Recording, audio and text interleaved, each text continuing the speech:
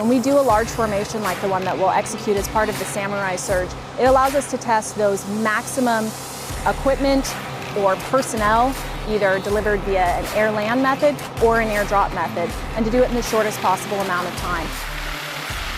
It's a really critical test for not just the aircrew side, but for the maintenance side of the house as well. So what it does is allows us to showcase our ability to launch multiple aircraft into a large formation and execute an air-land or an air-drop mission off of that.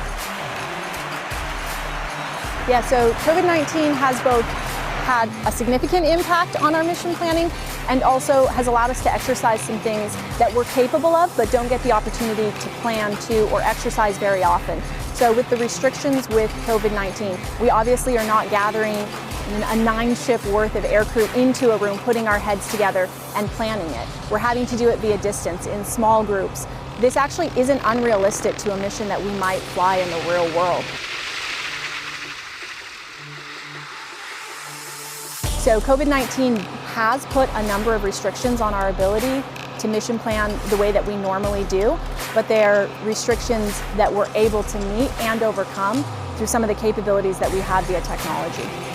What we're doing with COVID-19 is maintaining those restrictions, maintaining the safety for the aircrew, while also exercising this really critical capability that we have so that if we are called upon to execute in that kind of austere environment without the normal comforts of mission planning all together in a big group, we're ready for it. We're capable because we've done it before.